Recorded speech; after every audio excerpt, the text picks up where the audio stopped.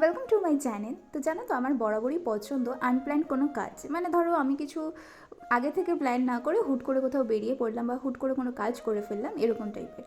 তো আজ ছিল সেরকম একটা মোমেন্ট। তো দুপুরের পর থেকে মোটামুটি লাঞ্চ করে এসে আমার টুকটাক যা যা কাজ থাকে, মানে ধরো একটু এডিট করা, তারপর ফোন ঘাটা, এই সমস্ত কিছু করছিলাম। করতে করতেই হঠাৎ করে সৌরভ আমায় ফোন করে আর বলে যে চলো আমার আজকে তাড়াতাড়ি ছুটি হয়ে গেছে, তো আজকে কোথাও একটা কাছে পিঠে ঘুরে আসা যাক, মানে আশেপাশের দিক থেকে।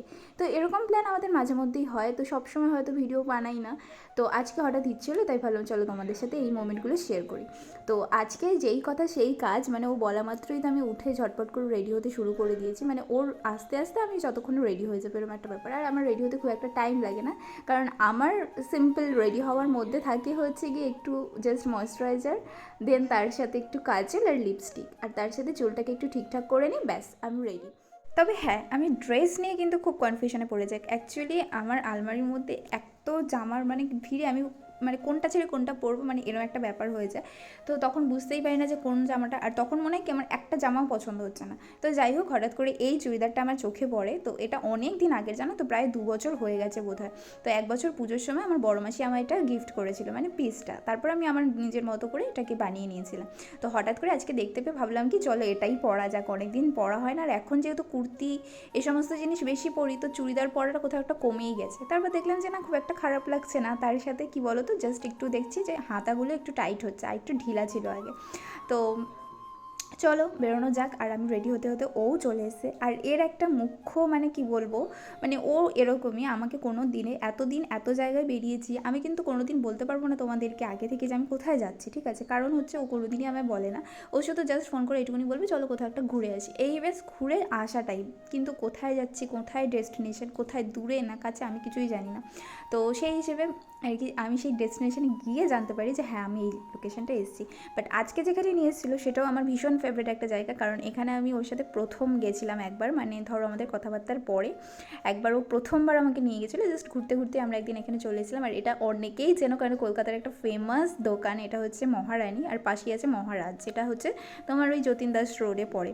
তো এখানকার ও নিয়েছিল হচ্ছে গিয়ে কচুরি, আর আমি নিয়েছিলাম হচ্ছে একটু ধোকলা, কারণ সন্ধ্যেবেলা আমার কচুরি খেতে অতটা ইচ্ছা করছিল না। তারপর এখানকার এই ফেমাস লাস্সিটা, এটা কিন্তু জাস্ট টেস্টটাই অন্য রকমের। মানে তোমরা যারা যারা টেস্ট করেছো কিনা আমি জানি না, বাট যদি না করে থাকো তাহলে অবশ্যই কিন্তু টেস্ট করতে পারো। তো এইভাবে একটুখানি দুজনে মিলে খাওয়া দাওয়া করলাম, দেন একটু ঘুরে ফিরে দেন আবার বাড়ির দিকে রওনা দিলাম। মানে জানো তো আমাদের দুজনেরই কিছু কিছু স্ট্রিট ফুড আছে যেগুলো ভীষণ ফেভারিট। হ্যাঁ অবশ্যই সেগুলো কিন্তু স্পট বেসিসে। যেমন ধরো এখন যেখান থেকে আমরা যাচ্ছি, এই যে লেকের পাশ থেকে, এখানেও একটা দোকান আছে, সেটাও আমাদের ভীষণ ফেভারিট একটা জায়গা। কারণ এই যখনই ছোটোখাটো কোনো প্ল্যান হয়, বাট হুটহাট এরকম ও আমাকে বলে বসে চলো রেডি হও, এক্ষুনি আসছি, চলো একটু ঘুরে আসি এখান থেকে ওখান থেকে। তো সেরকম আমরা কোথায় আর যাব দূরের কাছে, তো তখন এখানে এসে এখন হয়তো একটু চা খেলাম বা ম্যাগি পাস্তা এই সমস্ত খেয়ে আবার একটু গল্প টল্প করে যে যার বাড়িতে চলে যাই।